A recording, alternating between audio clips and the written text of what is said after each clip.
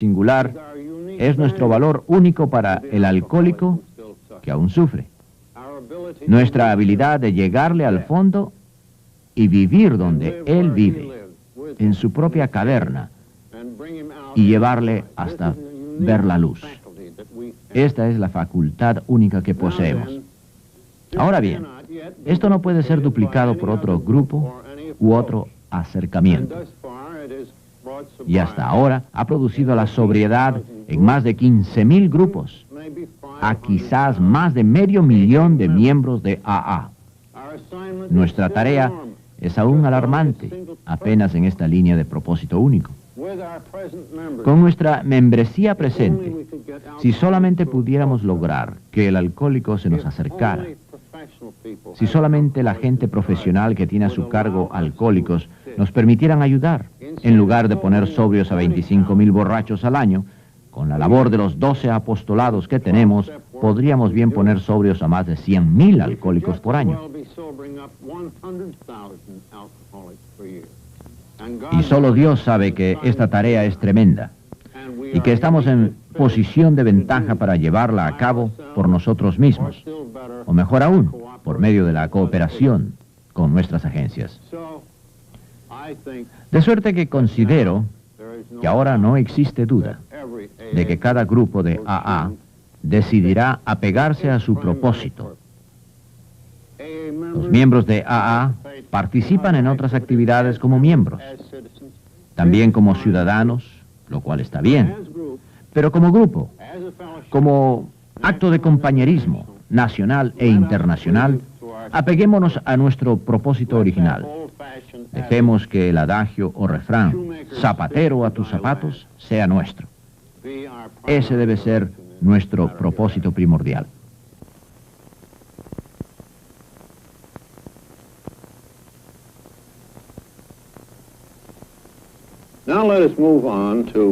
Pasemos ahora a la tradición 6, que se interpreta así. Un grupo de AA jamás financiará o prestará el nombre de AA a ninguna instalación relativa o empresa externa, mucho menos que problemas de dinero, propiedad y prestigio nos aparten de nuestro propósito primordial. Ahora que esta tradición implica una gran desviación de nuestros iniciales puntos de vista, ya que en 1940 aún pensábamos que para una buena empresa el nombre de AA debía estar obtenible si ellos estaban primariamente formados de miembros. De suerte que con todo mi consentimiento prestamos el nombre de AA a una empresa educacional manejada por un gran amigo mío. Y el primer efecto de esto fue muy bueno. En esos días, desde luego, esperábamos mayor publicidad. Y cuando proseguimos por el camino educando al público, inaugurando otros grupos, la agencia recibió gran publicidad, que nos tocó también a nosotros, ya que en forma pública había declarado que ella era miembro de AA. Se produjeron otras instancias similares, realmente amenazadoras, en donde se prestó el nombre de AA. Se rompió el anonimato a nivel público y por tanto hubo peticiones de que nos asociáramos a otras empresas. De manera que para 1950 habíamos experimentado el tremendo peligro de dar apoyo a nivel público, o bien que miembros de AA salieran del anonimato a nivel público, así como de tratar de obtener el apoyo de AA para empresas de su propiedad por dinero o publicidad.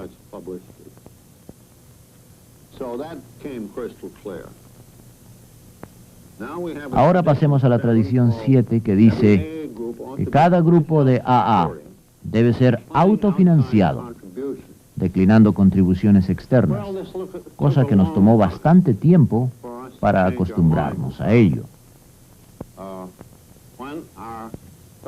Cuando nuestra fundación, que forma ahora la Junta General de Servicio, quedó asentada, pensamos en términos de grandes fondos y nos consideramos muy afortunados al obtener algunos de los amigos del señor John D. Rockefeller para que fungieran en la Junta, no solo porque estaban profundamente interesados, sino porque ello era una manera de obtener fondos que ciertamente proveería el señor Rockefeller.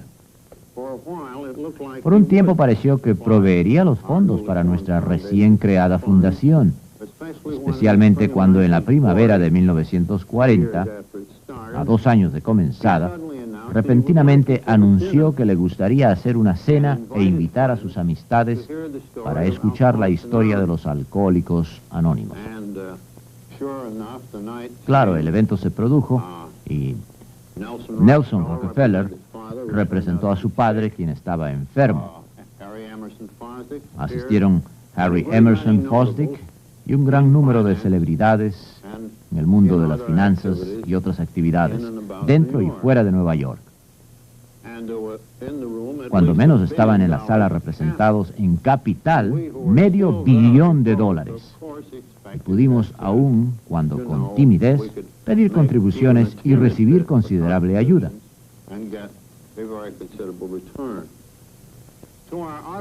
Y ante nuestro gran asombro, después de la reunión, el señor Rockefeller escribió a todos los que asistieron y fueron invitados una carta indicando la importancia del evento y lo que representaba para la cristiandad del primer siglo y cómo en sus valores simples y espirituales el acto no necesitaba de dinero.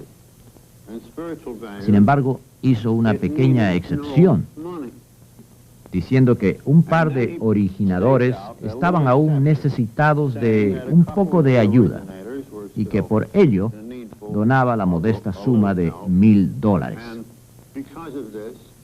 Todos y cada uno de los presentes quedaron impresionados con la idea de que no era necesaria una gran cantidad de dinero. Uno dio apenas $10. Y creo que la contribución mayor, aparte de la del señor Rockefeller, fue de $300. Subsecuentemente, el amigo del señor Rockefeller, William Richardson, que fungía entonces en la Junta, se dirigió al señor Rockefeller y de vuelta enfocó el asunto del dinero. A lo que el señor Rockefeller dijo: Dick, el dinero va a echarlo a perder todo, ya que esto debe ser autosuficiente. Así que en verdad debemos dar crédito al señor John Rockefeller por su providencial sabiduría a beneficio de AA. Y desde entonces ha referido esta historia muchas veces, lo mismo su hermano Nelson, en el sentido de que esta es la única organización que devuelve el dinero que se le ha prestado. Así que esta es la raíz de nuestra tradición, de que cada grupo de AA debe ser autosuficiente, declinando contribuciones externas. Hemos creado una regla rígida acerca de las contribuciones de individuos dentro de AA, ya que numerosos miembros son ricos y estarían encantados de enviar al cuartel general gran cantidad de plata. Pero tantos ellos como los demás consideramos que no debemos de pasar nuestras responsabilidades financieras a estas personas. Debemos compartir la responsabilidad financiera y no aceptar regalos cuantiosos que pudieran tender a comprar favores de los custodios. De suerte que lo más que un individuo puede dar a AA siendo miembro son $200 anuales. Todas las demás contribuciones proceden de los grupos mismos. Asimismo, hemos declinado grandes sumas de fuentes externas y rezo porque así sea siempre.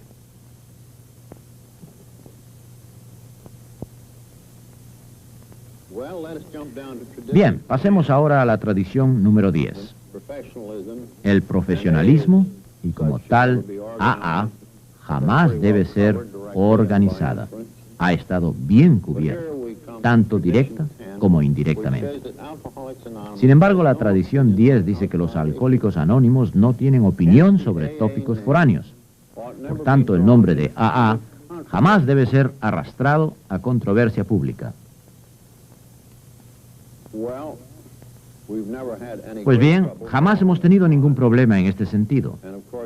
Y por supuesto, la tradición de anonimato ha servido para ello.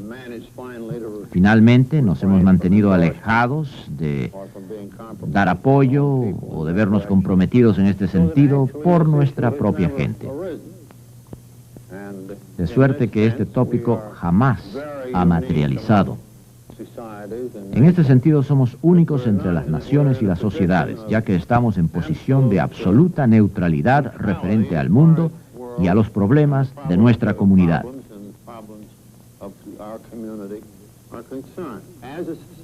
Como una sociedad, como individuos, adoptamos toda clase de posiciones en estas cosas, pero como sociedad no expresamos opiniones y por tanto no nos metemos en polémicas, ya que esto podría ser fuente de tremendos problemas si lo hiciéramos.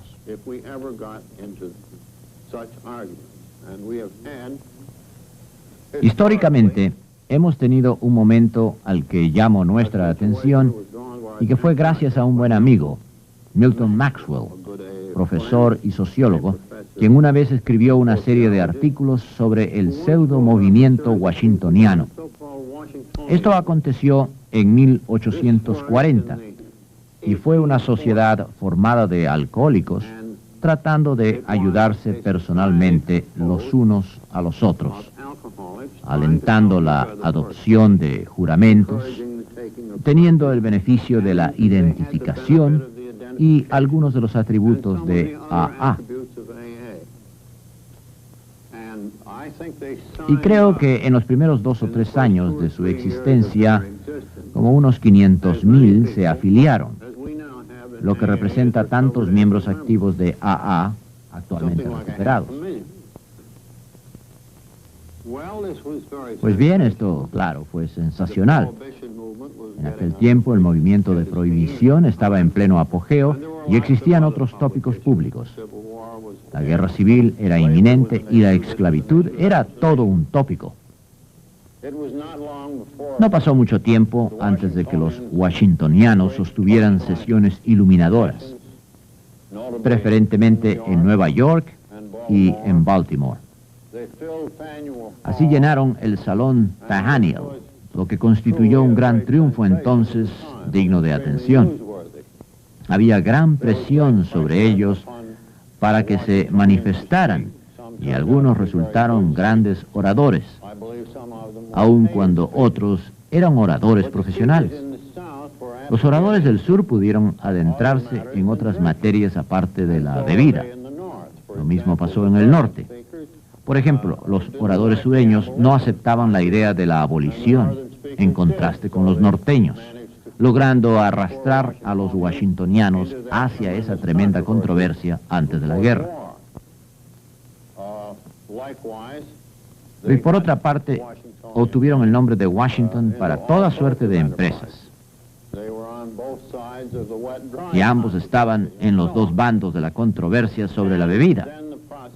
Luego comenzó el proceso de la desintegración debido probablemente a su fuerza espiritual, generada por la aceptación de promesas, aun cuando el agrupamiento, como para nosotros, no fue tremendo. Pero generalmente fue una desintegración, ya que habían realizado cosas naturales, pero que a la postre resultaron sumamente destructivas. Y a medida que nuestra tradición se desarrollaba, teníamos el espectro del pasado, lo que confirmó que estábamos posiblemente en la senda correcta en el asunto de controversia pública, en lo referente a pagar nuestras propias cuentas, o sobre el asunto de no involucrarnos en otras empresas, y así sucesivamente. Además, confirmó la gran guía protectora de nuestra tradición sobre el anonimato.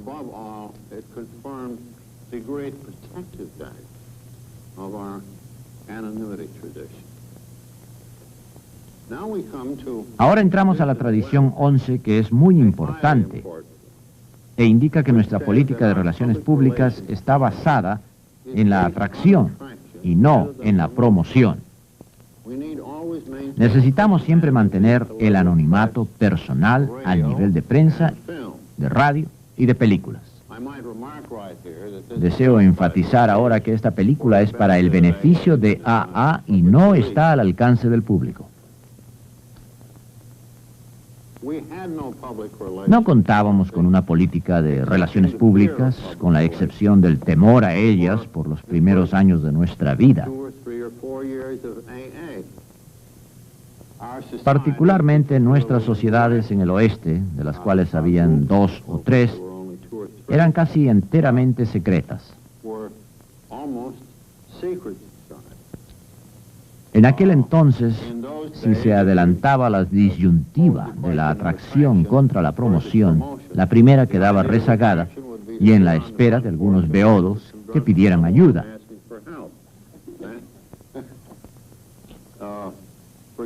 Por ejemplo, la condenación severa de la gente de Filadelfia que había ido hasta el dueño del Washington Post, Curtis Back, pidiéndole que se interesara en nuestra agrupación. Así lo hizo, y Jack Alexander fue comisionado para escribir el famoso artículo de marzo del 41. Por supuesto, la arena estaba abierta tanto a neófitos como contendientes, y pronto, rompiendo el anonimato, empezamos a enfrentarnos al público. Todo por el bien de la causa, ya que aún así ello nos acarrió más miembros. Por ende, estábamos haciendo una buena labor.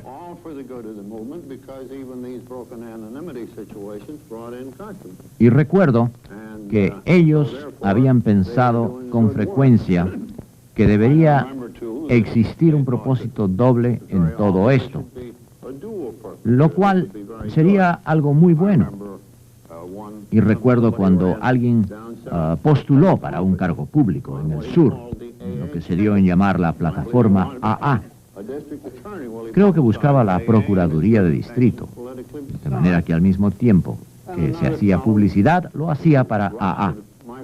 También otro sujeto manifestó frente a los micrófonos que en breve produciría una serie de charlas sobre AA, las cuales estarían patrocinadas por su empleador, que era la compañía aseguradora Gulf. Así tuvimos momentos decisivos tratando de dilucidar en dónde terminaba la atracción y dónde comenzaba la promoción. En ese momento empezó a ser evidente que ambos tópicos representaban los extremos, y así el tema de la atracción era tan conservador que su postulado de no hacer nada nos haría pudrirnos por falta de acción, y los promotores, si se salían con la suya, nos harían propaganda exorbitante en toda la gama del medio publicitario.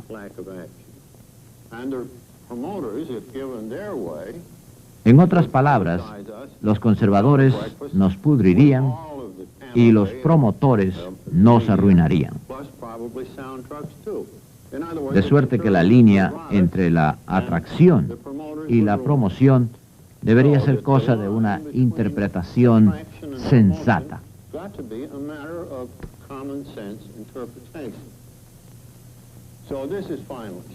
Así que finalmente todo esto se arregló. Ahora parecería que el anonimato era la prevención de toda publicidad nociva, porque la gente no se abalanzaba sobre el micrófono con estos motivos, y nosotros no fuimos muy lejos en cuanto a hacer promoción o cualquier otra cosa. Teníamos entonces una política de relaciones públicas que incluiría un creciente número de gente que vendría a AA y se curaría. Y ahora llegamos a la tradición 12, y esto comprende todas las tradiciones. Hasta ahora ustedes han estado escuchando un recital quizá muy largo sobre los valores protectivos de las tradiciones de nuestra sociedad. Hemos estado hablando mucho en cuestión de simplemente evitar una calamidad, adoptando medidas prudentes y comunes.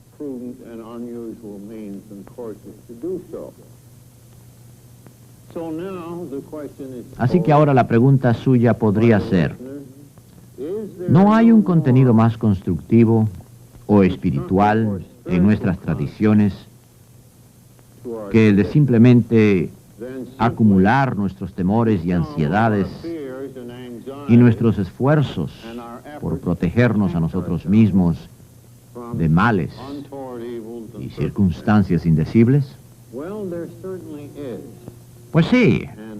Por cierto, todas estas tradiciones tienen elementos de sacrificio. Ya sea que hablemos de sacrificios por grupos o de sacrificios por miembros de AA. Cuando contemplamos la tradición del bienestar común, la gente solía decir, pues es el borracho la persona importante.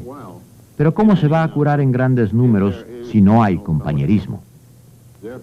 Por lo tanto, el bienestar común ha pasado a primer lugar y nuestro bienestar individual a segundo lugar. De la misma manera estaríamos propensos a ser guiados por el poder. Tenemos que ceder ante la idea de que podemos ser instruidos por la conciencia del grupo. Hemos puesto de lado toda ambición de ser prominentes como sociedad en el campo del alcoholismo.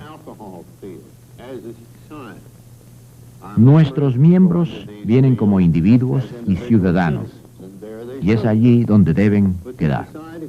Pero la sociedad dice, no, nosotros nos apegaremos a un solo propósito. Hemos sacrificado la oportunidad de recolectar grandes sumas de dinero para esta sociedad y para otros, al adoptar la tradición de rechazar donaciones foráneas.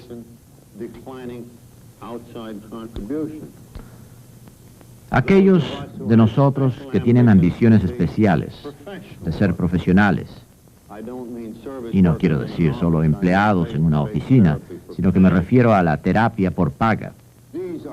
Estas son ambiciones legítimas, pero ninguna lo suficientemente buena.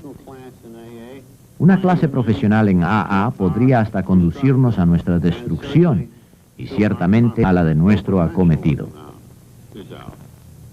Así que afuera con el profesionalismo. Aquellos de nosotros que están acostumbrados al poder, les gustaría quizás inconscientemente algunas veces y conscientemente en otras, ser los que gobiernen permanentemente los destinos de AA. Pero ahora sabemos que nuestra fuerza yace en ceder cuando llegue el momento de hacerlo. Y yo lo reconozco en mí mismo. Hace algún tiempo llegó mi momento de ceder. Y desde entonces nuestros asuntos han estado siendo manejados por nuestros custodios sin ninguna interferencia de mi parte durante estos últimos años. Y así debe ser. Pero representa desistir, sacrificar ambiciones, muchas de las cuales serían ilegítimas en el mundo que nos rodea. Y todo por el bien no solo de la supervivencia, sino de la efectividad y el placer de la vida que encontramos en ello y que apreciamos tanto.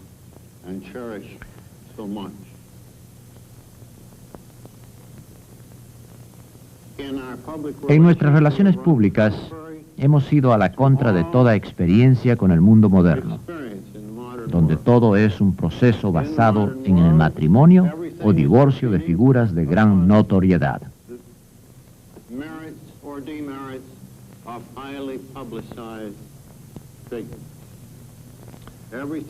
Todo está funcionando en torno a la fricción y a la controversia.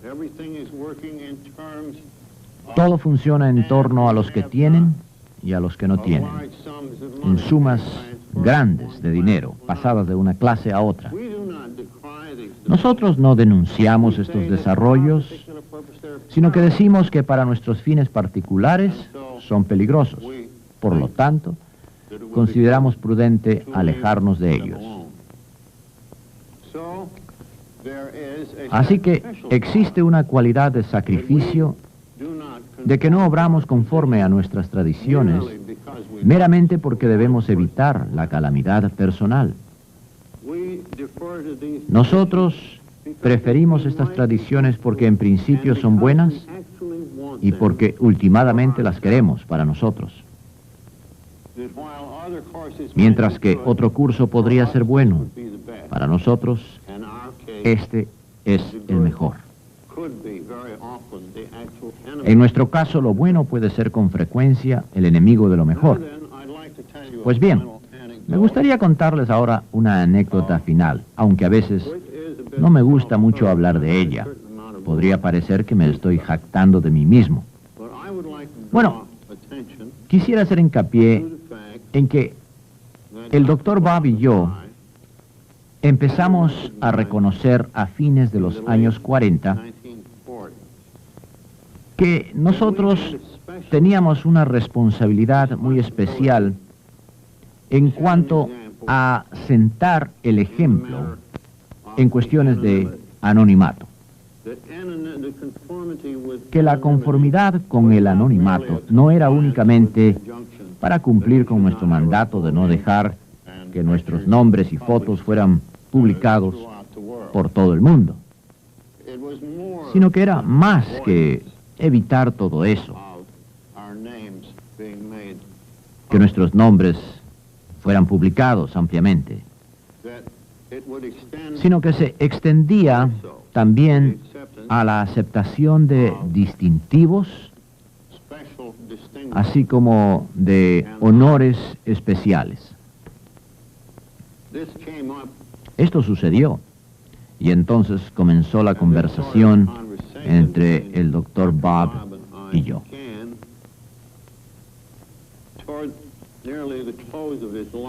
Hasta el día en que falleció, pues estaba muy enfermo, como bien es sabido. Yo viajaba siempre entre esta ciudad y Akron, y él era muy activo en esos días, no obstante.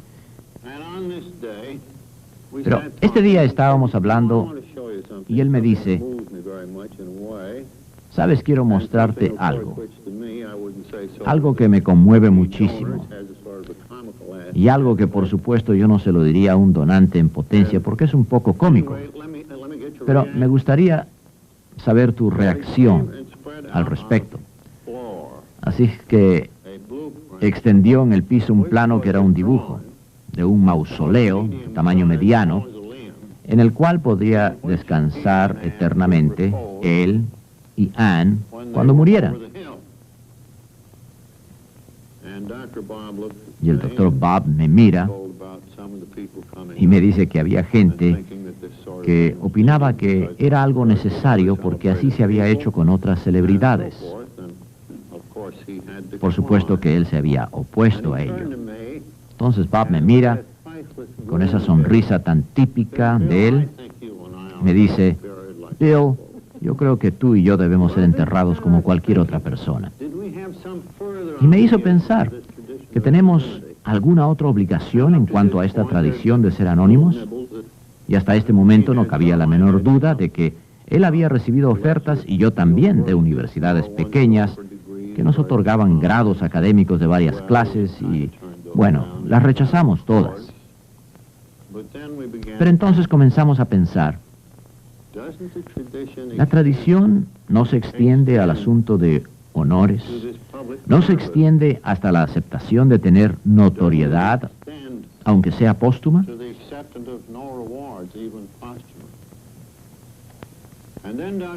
Entonces el Dr. Bob finalmente murió, y tanto él como Anne fueron sepultados, como cualquier otra persona. Ella había estado mal desde hacía tiempo. Pronto, una nueva serie de tentaciones empezaron a desarrollarse en mí. La revista Time, hace unos años, pidió que algunos de nosotros viniéramos a verles. Yo estaba incluido, desde luego. Nos llevaron arriba a un almuerzo que duró mucho. Allí esta gente escuchó la historia de A.A. Y después dijeron, bueno, ahora los hemos tratado bien a ustedes y queremos seguir haciéndolo. Pero ahora nos gustaría que tanto usted como Bill nos dieran unos datos biográficos de ambos, y nos gustaría hacer de esto un reportaje que apareciera en la portada. Y déjennos decirles, antes que digan que no, que si ustedes salen en la portada, Si hacemos esto, un reportaje de portada, aumentaría enormemente el impacto del reportaje, como una docena más que si no saliera anunciado en la portada. Nuestra circulación es como de 12 millones. Ahora lo que queremos es hacer un reportaje de AA junto con un sketch biográfico de ustedes. Y yo les dije, sobre lo del anonimato. Oh, no, interrumpieron, eso lo sabemos. Estamos de acuerdo en mantenerlo. Usted simplemente voltea la cara de la cámara. Así su perfil será visible solamente. Nosotros respetaremos las reglas. Pues debo confesar que la propuesta era un dilema. Con toda honestidad les puedo decir que yo no me sentí especial o personalmente tentado por la oportunidad de que se me hiciera una biografía. No me parecía justo que yo cooperara en tal esfuerzo. En cuanto a lo del anonimato, claro, ellos lo respetarían. Pero entonces comencé a preguntarme cuál sería el efecto en el futuro. Si yo comenzaba a dar detalles biográficos y estas cosas a los medios informativos, aún aunque tuviera la cara volteada de la cámara, una vez que yo estuviera lejos y fuera del camino, otras personas podrían decir, bueno, el viejo casi lo hace, así que ¿por qué no les doy yo también mi biografía y salgo de frente de ahora en adelante ante las cámaras? En otras palabras, abriría la puerta a gente con sed de poder. Todo esto era muy difícil de resistir porque las declamaciones son la muerte para algunos y para otros significan la prolongación de sus enfermedades. El impacto de esto podría haber sido enorme y haber traído grandes números de gente. Así que el decir no fue algo que me desveló muchas noches. Siempre creí y esperé haber tomado la debida decisión para el futuro de AA. Pero nuevamente por mucho tiempo los espectros de los que murieron y de aquellos que podrían haberse curado antes han seguido atormentándome. Era cuestión de haber hecho una evaluación de este asunto y ver si hubiera sido más provechoso para más gente o de más valor que la ventaja de un ejemplo que incluyera la aceptación de honores públicos en la tradición del anonimato de AA. Y yo he optado por lo segundo. Es lo mejor que puedo hacer. Se los dejo a ustedes para el futuro, por lo que pueda valer.